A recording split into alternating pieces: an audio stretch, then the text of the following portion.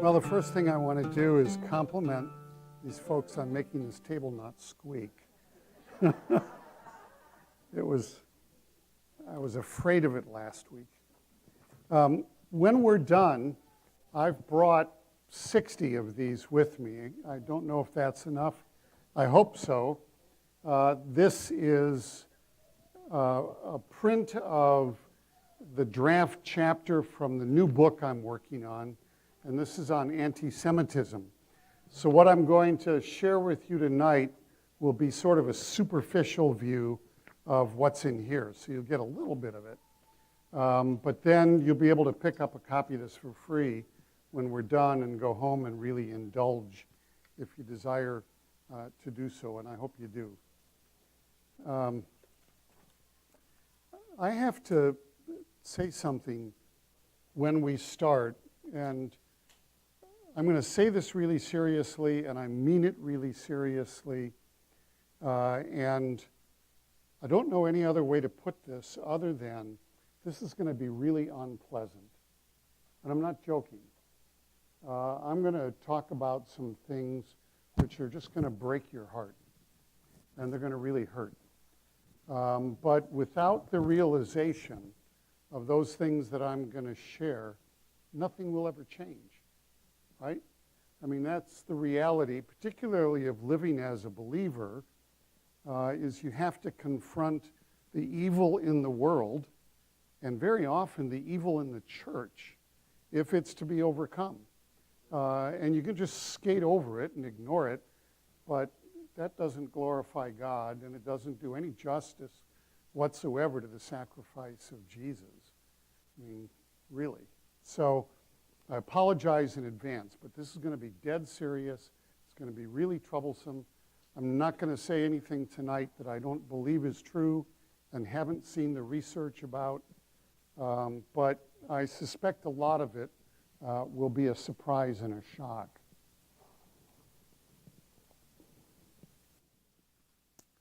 This is about the Jews.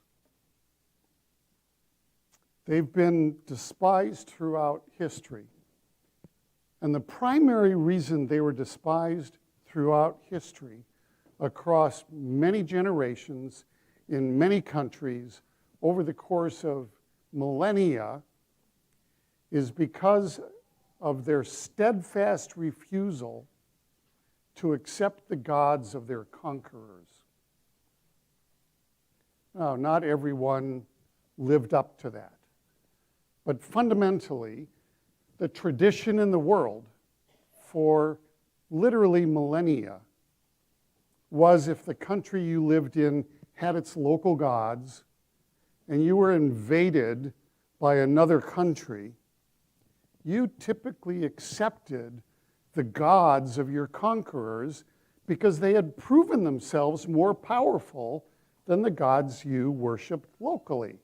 That was, civilizations considered that self-evident. And the conquerors managed to control the people they had conquered by changing their culture and making it adopt to the culture of the conqueror.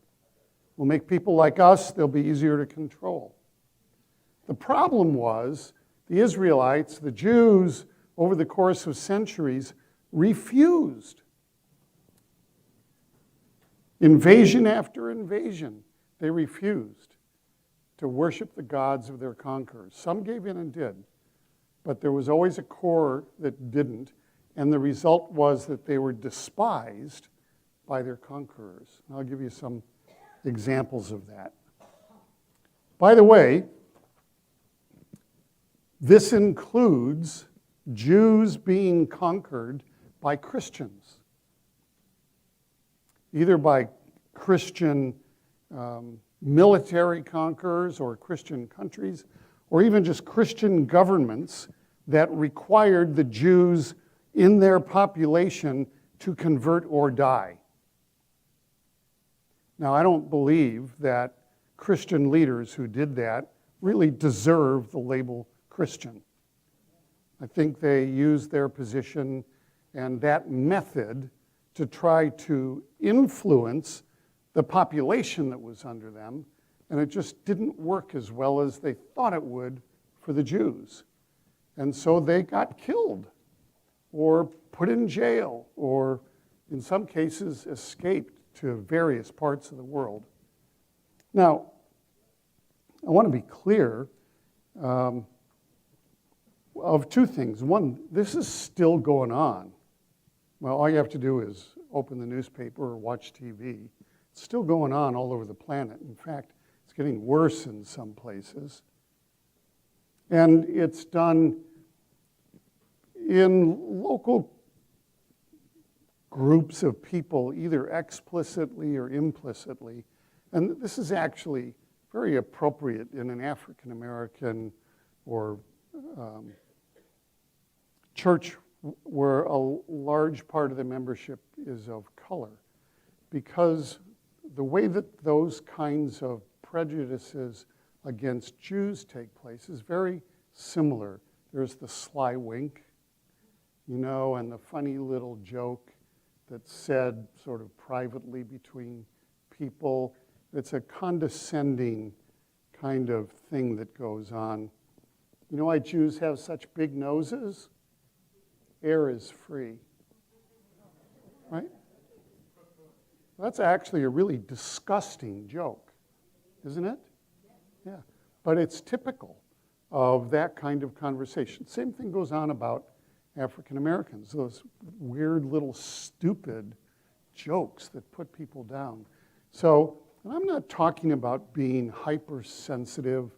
I'm not especially impressed by people who are offended at whatever words come out of somebody else's mouth. I mean, some of us have to grow a backbone and just go through society realizing there are a lot of people who are mean and troubled and will say bad things to us. And I'm not about to let that crush me just because somebody has said something negative about me or my race or my religion or anything like that. In fact, if you're doing that, that's really mostly your problem, not mine. And so I'm not going to take it on. Now, this is also not to suggest that Jews have been perfect or sinless and are therefore idealized, innocent victims. All you have to do is read the Bible. I mean, if you want to know, did Jews sin? Let me think. Yeah, so I didn't have to go anywhere with that. Most Christians have probably never heard of the Jewish holiday of Purim. Let me just turn to where I am here. Okay. In fact, before I go there, let me move forward just a little bit. I'm going to take a very quick trip through history just to do some illustrations of time as it moved along. So, I guess I didn't turn it on. Now it's on. It'll work, watch.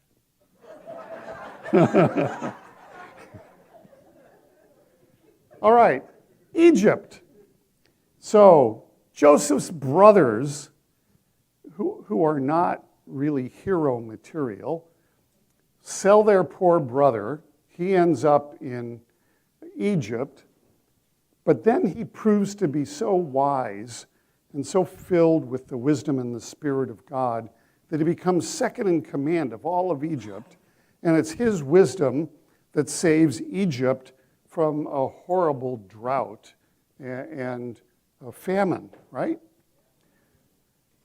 So Joseph is the big hero, and the result is his family moves, and then a lot of the families related to him, Israelites, if you would, move into Egypt, and they're actually welcomed because they have been so helpful in this difficult time. But 400 years passes, and in that period of time, nobody remembers anymore what it was that Joseph did or how he really saved their crops. And now these foreigners in the land, and they're spoken of that way, are portrayed as a threat, And so they are basically enslaved. They're doing all the dirty work that nobody else wants to do. And to punish them, if they're making bricks, they have to make them without straw. I mean, there's a whole thing going on where the Jews are now in slavery in Egypt. Just give me 1 second.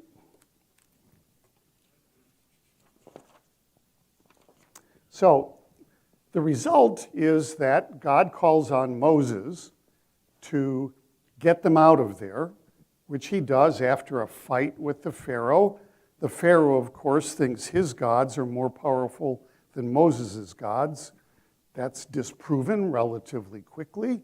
And so the Pharaoh starts to say, yes, you can go, and then changes his mind. And then finally God says, you're going tonight. Don't even bother to cook bread with leaven in it. Just heat up the wheat and the flour and the water together. Gird up your loins. Put the blood of a lamb on the doorposts of your house and wait while the Spirit of God passes over. Firstborn of everything dies except for the Israelites. And so the Pharaoh lets them go. They get to the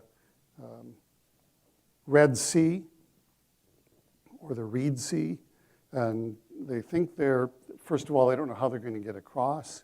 And then they look behind, and the Pharaoh has changed his mind again, is chasing them. Moses lifts his staff up. You all know Jack Hayford? Yeah, he did a really funny version of this. He said, I don't think it was like Charlton Heston, and the sea parts. He says, I think probably what happened was Moses went, and the sea parted, and he went. So I think he was as shocked as the people were. And then they go across, and then they wander for 40 years because they're not faithful. So they just keep wandering in the desert. But they get free from the oppression that they're experiencing. I'm going to jump a ways from there. Solomon builds the first temple somewhere around 960 BC. Well, here's a quote from Pascal. I should have put it earlier. Men never do evil so completely and cheerfully as when they do it from religious conviction. Yeah, isn't that right? Pascal was one of the smartest people who ever lived. Great mathematician and a believer. Really good guy. All right. The Jews were exiled into Babylon in 597 BC. Babylon, modern-day Iraq. So they get carried away. And in fact, if anybody would like to read a really wonderful book, it's called My Father's Paradise. And it is about a young man living in Los Angeles. His father is a university professor. They moved there from Iraq when he was really little, so he has no memories. And his father, Jewish, talks about how wonderful life was in Iraq. And the son can't figure out why he would think that. And so he goes to Iraq and goes to the village where his father used to live. And the people there remember his father, and they remember his family. And they talk about the friendships that were there between the Jews and the Muslims. All the little villages, and how they traded with each other and shared meals together and cared for each other, until 1948, when Israel became a country. And then the political leadership in Iraq began sending out evangelists, if you would, to talk about how dirty the Jews were and that they needed to be killed or punished. And the result was that the Jews fled rather than be killed. And the local people, some of them bought this story. Others of them went, what are you, crazy? These are our best friends. It's not true. But My Father's Paradise, it's a wonderful, wonderful book. So they get exiled to Babylon, that's Iraq, in 560 BC. And then Jerusalem falls to Nebuchadnezzar and the temple Solomon built is destroyed, 586 BC. Now that's going to matter for a reason you'll find out. Cyrus, King Cyrus, allows the Jews to return to Jerusalem and rebuild the temple in about 539 BC. What's interesting about Cyrus, and we'll talk about this in a couple of weeks, is he's actually called Messiah in Scripture. Mashiach in Hebrew. Cyrus Mashiach. And that's because of the role that he had in having Jerusalem rebuilt. The second temple, which existed at the time of Jesus, had been built and then consecrated in about 516 BC. BCE is the normal academic way that it's not before Christ, it's before Common Era. So what academics do is for what we would call AD, they call it CE, Common Era. It means from the time of Jesus. I mean, that's what it's about. But in order to make it academic and not religious, they changed the abbreviation. So CE is Common Era, and BCE means before Common Era. All right. So, remember the book of Esther? Okay. Queen Esther, secretly a Jew. Her uncle, Mordecai, being a Jew who worships only the God of Israel, when the assistant to the king, Haman, walks down the street, he expects everybody to bow to him because of his position. Mordecai doesn't.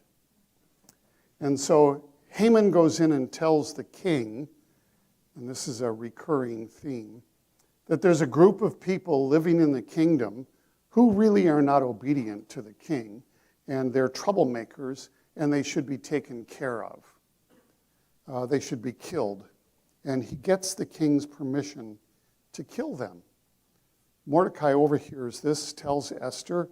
Esther tells the king. It's a way more interesting story than that.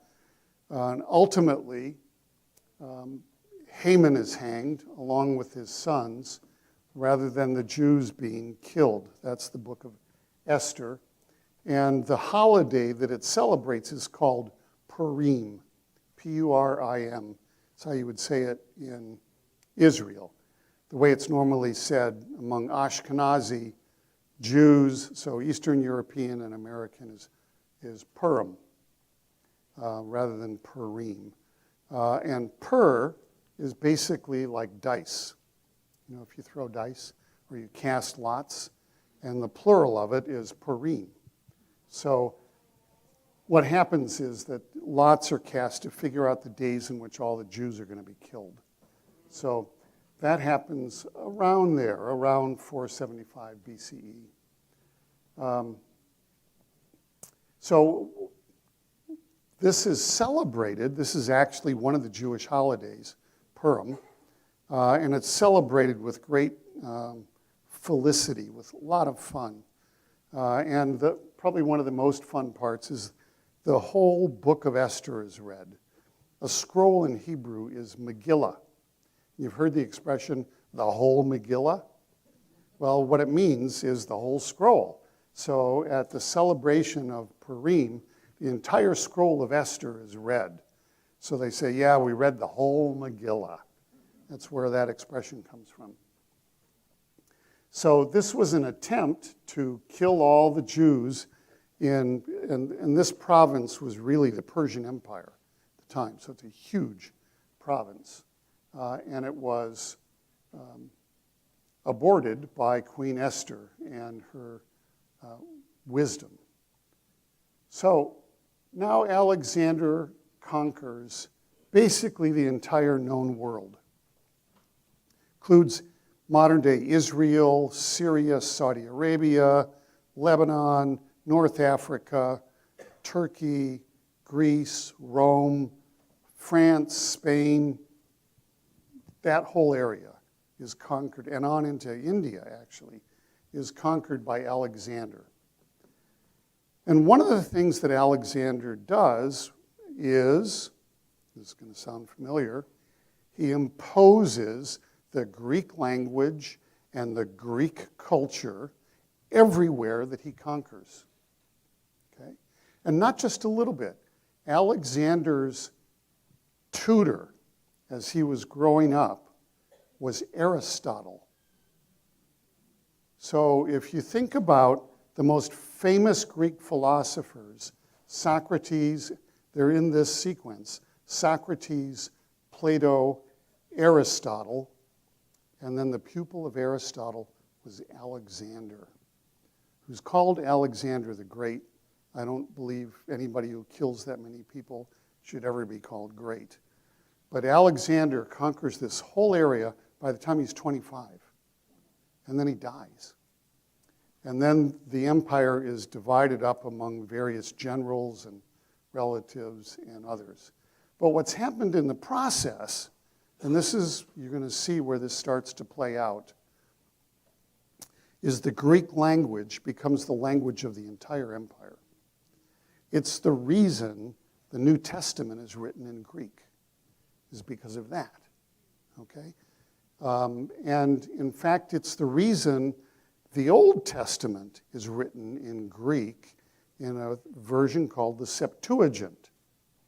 And that dates to between 200 and 100 BC, when the rabbis realized everybody is speaking Greek, nobody really knows Hebrew, some speak Aramaic, but if we're going to teach Scripture, we better put it in the language of the people. And so the entire Tanakh, what we call the Old Testament, all of it is put into Greek. And that actually is the Scripture that was studied primarily at the time of Jesus by Jesus and his disciples. They were studying the only Scriptures that existed. There was no New Testament at all, but they were typically studied in Greek. And we actually have evidence of this because some of the quotes that are made by authors of the New Testament, the quote itself is what it says in the Septuagint, but if you compare it to what it says in the Hebrew, it doesn't match. And that's because of decisions that were made by the translators that put it into Greek. So we can actually see that underway there. So one of the things that happened after Alexander died and the empire was sort of taken over by various rulers in various parts, is that they conquered the temple in Jerusalem. And an awful human being named Antiochus Epiphanes, he was a Seleucid ruler, Antiochus Epiphanes IV, conquered the temple, put an ass's head on the altar in the temple, and renamed it the Temple of Zeus. And throughout the Jews and all of the worship that they had underway, and basically desecrated it completely. There arose a group called the Maccabees, who were Jewish rebels who couldn't stand the fact that their temple in Jerusalem had been converted into a Greek temple, and the Greeks were doing, let's just say, unseemly sexual things inside the temple, and they found this utterly reprehensible. And so they rebelled. Judas Maccabee was the ultimate leader that defeated that empire in Israel and recaptured the temple and consecrated it and restored it to the worship of God rather than Zeus. And one of the things that they found was the menorah in the temple. There's actually a model of it in Jerusalem. It's about this tall, about that wide. It's got 6 major branches and 1 branch in the center. The branch in the center is called Shemesh, which means servant. It's used to light the other branches. It's not counted as one of the 6. So they found that menorah still there, but it only had enough consecrated oil to burn for one day. This is the legend. So they put that oil in it and lit it, and then went off to make more consecrated oil, which takes about 8 days. And the menorah continued to burn for those 8 days until they had new consecrated oil. That's legend. It's not in the scriptures. And that miracle is why Hanukkah is called the Festival of Lights, because those lights continued to burn for 8 days. And Hanukkah, which is a relatively minor Jewish festival around the time of Christmas. Does anybody know where in the Bible that the festival of Hanukkah is found?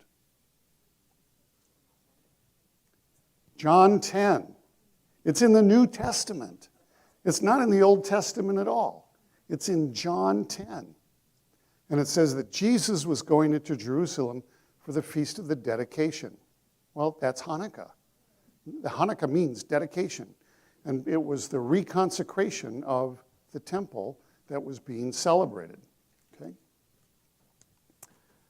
All right. There, I told you about the Septuagint being translated into Greek. So Yeshua, Jesus, is born, we're not sure, somewhere between 6 and 0 BCE, and he was murdered somewhere between 30 and 33. Again, we don't know the exact dates. I know that because of the way the years are counted, it's assumed 0 and 33, but we don't really know for sure, just in that range. And then faith in, well, actually, I need to back up. Antiochus Epiphanes, I want to talk about him for a minute. When he was in charge of that temple, and it was now the temple of Zeus, he required that all of the people there, including all of the Jews, participate in parades to Dionysus, and that they were strictly forbidden from doing any of their Jewish worship at all. And if they were caught, they were murdered. And there's even one case of a couple of women who had had their babies circumcised. And so they took the women with the babies at their breasts up on the walls of Jerusalem and just pushed them off to show we don't let Jews do what Jews want to do. There were a group of Jews that were meeting secretly in a cave outside of Jerusalem on Shabbat, on Saturday, to worship. Somebody tattled on them. And so they sent soldiers there. And they wouldn't defend themselves because it was Shabbat. And so they were all slaughtered there. That was before the Maccabees recovered it and threw them out. And the man who placed all of this horror on the Jews, Antiochus Epiphanes IV, Antiochus was his name. Epiphanes means God with us. And what he basically said was, I'm God, you worship me. Antiochus, I'm God, worship me. Okay? That's where his name came from. When he heard that the Maccabees had defeated all of the local armies there, he was away in Antioch or somewhere like that. He went into a rage and said that he was going to go back to Jerusalem and make it the graveyard of the Jews. He was going to kill every last Jew there. And he got ready to travel when suddenly he was attacked with a horrible disease in his stomach. He was being eaten by worms from the inside out. And his attendants said that he smelled so bad they could not even approach him. He concluded from that the God of the Jews was the actual real God. He wasn't. The Greek gods weren't. And he wrote a letter of apology to the Jews back in Israel and said, you know, I've always tried to treat you well, and I hereby declare that all of you are free and are to be treated as citizens just like any other Greek citizens, and you are free to worship as you wish. I hope you will think kindly of me. And then he died. Now I'll press forward a little bit. So now we have Yeshua comes along. And to be clear, Jesus was a Jew. He lived among Jews. His disciples were Jews. There's some debate, maybe Luke was a Gentile. Uncertain. But clearly, virtually all of his disciples were Jews, if not all of them. And his major following when he was alive were Jews. They were observant. They worshipped the way Jews did at that time. They likely observed the kosher laws. They did the celebrations. They went to temple. All of those things that a Jew would do in those days, Jesus and his disciples did. Now what happened, and this actually led to a debate, and ultimately what's called the Council at Jerusalem, I'm sure you know about, was that Gentiles began hearing about this extraordinary man, or what some said was divine man, that he was healing people and doing other miracles. He was teaching wisdom. He was teaching love and kindness. And there were evangelists. Remember in Matthew 28, Jesus said, go into all the world, make disciples of all the nations, the goys. In other words, go to the goyim, go to the Gentiles and share the gospel. And so they did. And the result was that all across that whole big area that Alexander had conquered, little congregations began appearing and ministered to by Paul and Timothy and Barnabas and others. And congregations began growing up there. Some of those congregations were made up almost entirely of Jews, and what I would say Jewish Christians. And they would identify themselves that way. Others were mostly Gentiles, and some were mixed. A combination of all of those things. But a couple of things happened that were problematic. One is a fellow named Appian, Greek ancestry, if I remember right, raised in Antioch, wrote a little pamphlet. He wasn't a Christian, didn't have anything to do with the Christians. He just really didn't like Jews. And so Appian rewrote the history of what the Maccabees did in recapturing the temple from the forces of Antiochus, from the Seleucids. And what he said was that the real heroes there were those who had originally gone in and liberated the temple from the Jews and made it Temple of Zeus. And the reason they were the real heroes was because when they got there, they discovered that the Jews had a Gentile man tied up behind the altar, and they were feeding him dainties to fatten him up so they could use his blood in their matzah at Passover. Okay? Appian, you can look it up, wrote this little article, spread like wildfire all over the Mediterranean. And it was, people were then going, oh no, these Jews who live among us, who aren't like us, and have these worship practices, and whether you're a pagan or a Christian or whatever, these Jews now we've learned are eating Gentiles. They're eating Gentiles. So Appian did that. He rewrote the history. This is about 40 Common Era. So this is maybe less than 10 years after Jesus died. But it doesn't have anything to do with Jesus or his followers. It's just this guy who really didn't like the Jews writes this. This is the first example of what is today called the blood libel. Has anybody heard that term before? Blood libel? Okay.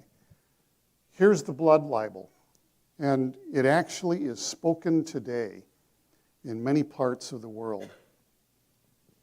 It is the accusation that every year an international group of Jewish leaders gets together and decides on a country in which a Gentile baby will be murdered and its blood used in the matzah for Passover that year. And this accusation has been made through the centuries, again and again and again, and thousands of Jews have been murdered as a result.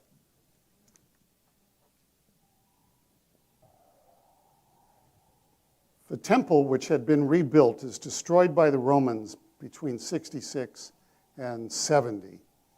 And then in 132, there's a revolt led by a man named Bar Kokhba, and he actually throws the Romans out of Israel and establishes a ruling governorship. He's got troops, coinage, governors. He's ruling all of Judea. And Rabbi Akiva, who is one of the founders of Rabbinic Judaism, this happened shortly after the destruction of the temple in 70. A number of leading Jewish teachers were allowed to escape Jerusalem by the Roman commander, and they moved to Yavna, or Jamnia. It's a little city on the Mediterranean Sea, and that city is the origin of modern Rabbinic Judaism. That's where it started. Rabbinic Jews will tell you that. And Rabbi Akiva was the leading rabbi of the time, still today highly regarded for what he did and for what he wrote and so on. And he declared Bar Kokhba the Messiah. And the reason he said that was, he said, we believe when Messiah comes that he will throw off the oppressors and bring a time of peace to our people. And Bar Kokhba had done exactly that. And so Rabbi Akiva said, this man is our Messiah. Aren't we privileged to be in the generation when Messiah comes? What they hadn't counted on was that Rome had not yet responded. There was chaos in Rome. They were trying to pick a new Caesar. They finally did, and that new Caesar said, what the heck is going on in Judea? And the generals basically said, we got kicked out by this guy, Bar Kokhba. And Caesar said, no. Go take it back, which they did. And they murdered tens of thousands of Jews in the process, including Bar Kokhba. Akiva survived. And those Jews who survived this massacre spread all over Europe and Northern Africa and India and even beyond that. They fled because the horror was so great. And the founders of Rabbinic Judaism, over the course of the next several years, said to themselves, we've had a lot of people who have been declared or declared themselves Messiah over the last 100 and some odd years. Every time it happens, Jews get killed. This is really stupid for us to keep on doing this. And so they did a couple of things. One of them is they said, we're going to go back to the Hebrew. Instead of reading the Greek, we're going to go back to the Hebrew. And the reason is that the Greek translation of the Old Testament, the Hebrew canon, in many places talks about Messiah and implies that it's a person. But a slightly different translation of the same passage could imply that it's either God or Israel rather than a person. And so they realized they could sort of trim down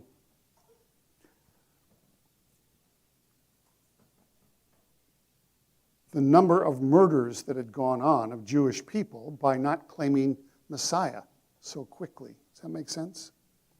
And so that really is sort of normative among most members of Rabbinic Judaism today, with the exception of some of the more charismatic and Orthodox groups who actually really want Messiah to come now. So the Gentile church grew, and it grew increasingly hostile towards Jews and Jewish Christians. And I'm just going to let you read some of this. This is the really hard stuff. Ignatius of Antioch said, "Those who partake of the Passover are partakers with those who killed Jesus." In other words, if you ever do a Passover in your house, that's what Ignatius thinks of you, because you celebrated Passover. The very thing Jesus celebrated the night before he was killed, these Gentile Christian leaders now started saying, whoever does this participates with those who killed Jesus. And you're going to see a list of very famous Christians, people, the saints, people who we regard as saints. And these are their own words. Justin Martyr. The persecution and dispersion of the Jews from Israel was fairness and justice because they had slain the just one. Irenaeus, he was a hero of mine for years. The house of Jacob and the people of Israel are disinherited from the grace of God, have rejected the Son of God, slew him. Melito of Sardis, Clement of Alexandria, Hippolytus, Tertullian, Cyprian, Origen, Eusebius, Hilary, Chrysostom, Jerome, Ambrose. Some of these have been my heroes. Augustine, Aquinas, Luther. Let me give you some quotes. Here we go. St. John Chrysostom. His name actually means the golden-throated. He was considered an astonishing preacher, highly honored at his time. Here's what he said. The synagogue is not only a brothel and a theater, it is also a den of robbers and a lodging place for wild beasts. Jews are inveterate murderers, possessed by the devil. Their debauchery and drunkenness gives them the manners of a pig. That is why I hate Jews. He further claimed that Jews worship Satan and deserve to be hated by Christians. St. Ambrose, another one of my heroes. I really liked Ambrose until I dug a bit. The Jews are the most worthless of all men. They are lecherous, greedy, rapacious. They are perfidious murderers of Christ. They worship the devil. Their religion is a sickness. The Jews are the odious assassins of Christ, and for killing God there is no expiation possible, no indulgence or pardon. Christians may never cease vengeance, and the Jew must live in servitude forever. God always hated the Jews. It is essential all Christians hate them. Okay, if you were a Jew in the 7th century in Spain or Portugal, and you wanted to convert and become a Christian, here's the vow of faith that you had to say in order to convert. I do here and now renounce every rite and observance of the Jewish religion, detesting all its most solemn ceremonies and tenets that in former days I kept and held. In future I will practice no rite or celebration connected with it, nor any custom of my past error, promising neither to seek it out or perform it. Never again will I fulfill any of the offices of Jewish ceremonies to which I was addicted, nor evermore hold them dear. I altogether deny and reject the errors of the Jewish religion, casting forth whatever conflicts with the Christian faith, and affirming that my belief in the Holy Trinity is strong enough to make me live a truly Christian life, shun all intercourse with other Jews, and have the circle of my friends only among honest Christians. Now, the blood libel that I mentioned happened again. Let me show you this. This is a picture of a child being drained of its blood into this bowl. These are the names of the Jews that they were accusing of having done this. And this woodcut was printed, and then the printed copies of it were spread throughout Europe. And the accusation being what I said, that they did this for their matzah. And then when they discovered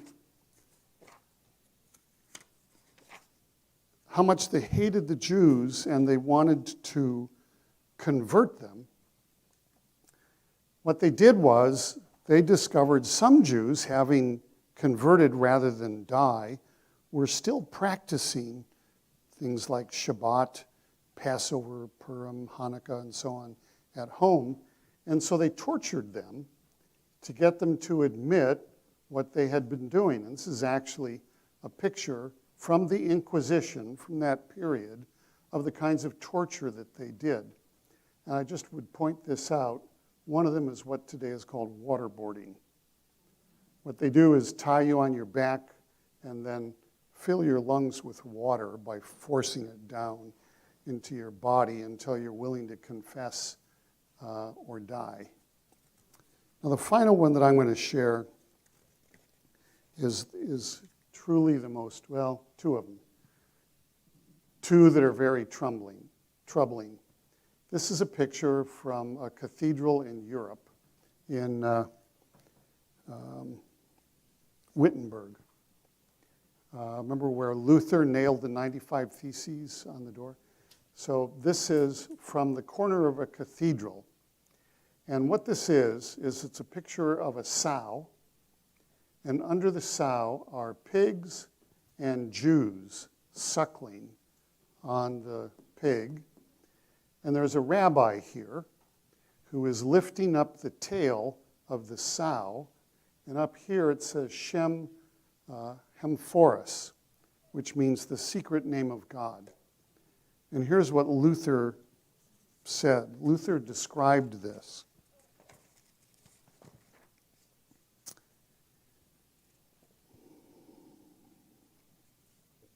Here in Wittenberg, in our parish church, there is a sow carved into the stone under which lie young pigs and Jews who are sucking. Behind the sow stands a rabbi who is lifting up the right leg of the sow, raises it behind the sow, bows down and looks with great effort into the Talmud under the sow, as if he wanted to read and see something most difficult and exceptional. No doubt they gained their Shem Hemphoros, the secret name of God, from that place.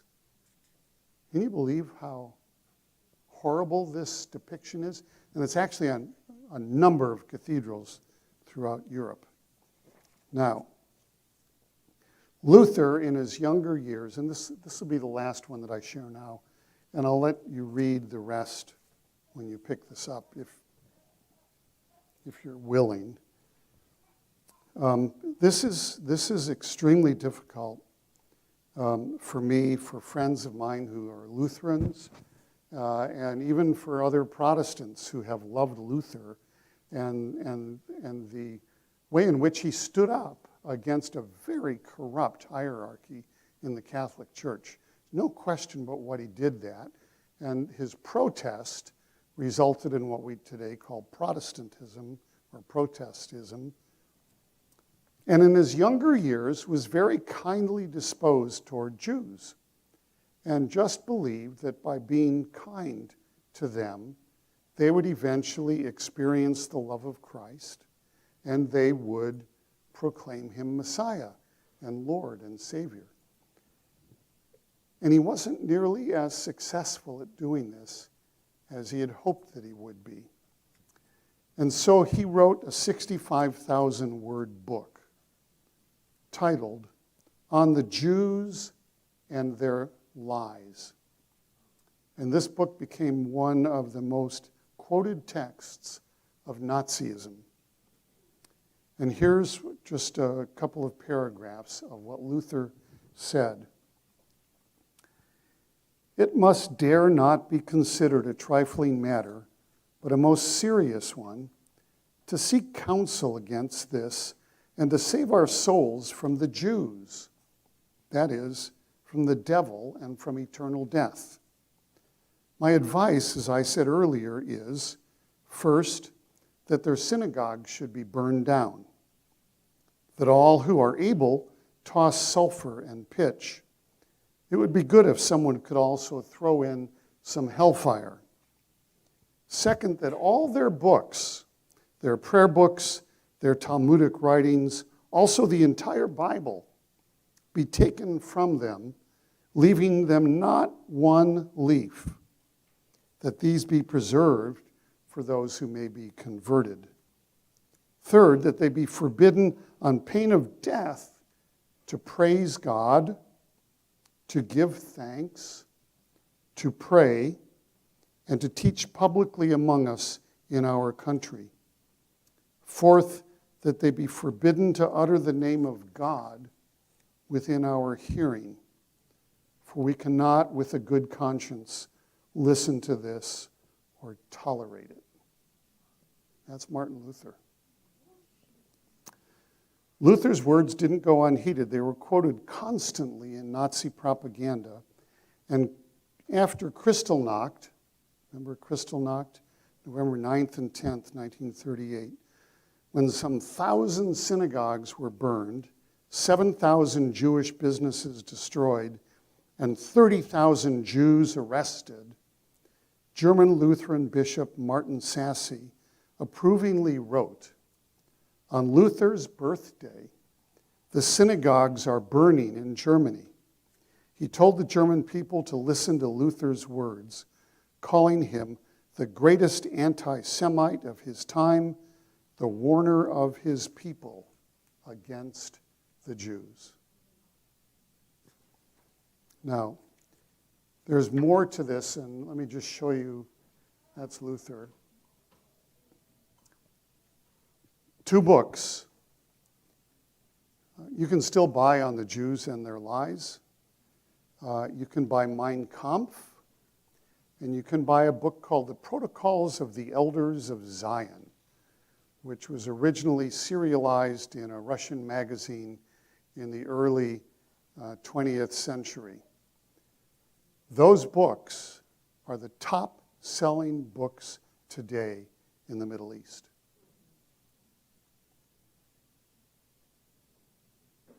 And it's a part of the reason that people who oppose Israel hate the Israelis.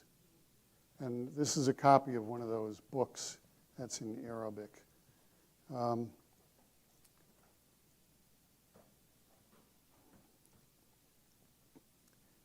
Is it any wonder at all, since I would tell you that most Jews know this history?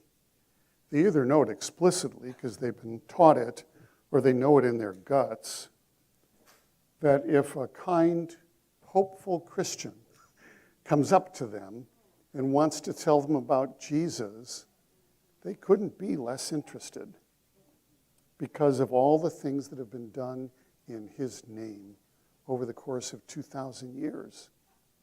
I mean, to become a follower of Jesus as a Jew, it's like to betray your entire history and all of your family and everyone else. Now, I know a lot of Jews who are followers of Jesus. I'm one. But the reason is that we've discovered that what he teaches isn't what the church has done. And it isn't what people like those saints said have done. It isn't like what Luther did or encouraged. Somehow or other, they used the religion of the state, if you would, to advance their own devices. And we have to be, as followers of Jesus, of Yeshua, just horrified at what's been done to the Jews and repentant about it. And without knowing about it and repenting for what others have done and maybe what we have done, we have no credibility at all. We just don't. And then we really do need to live the love that Jesus proclaimed. When he was asked, what's the greatest commandment? Love God with all your heart, mind, and soul. Love your neighbor as yourself.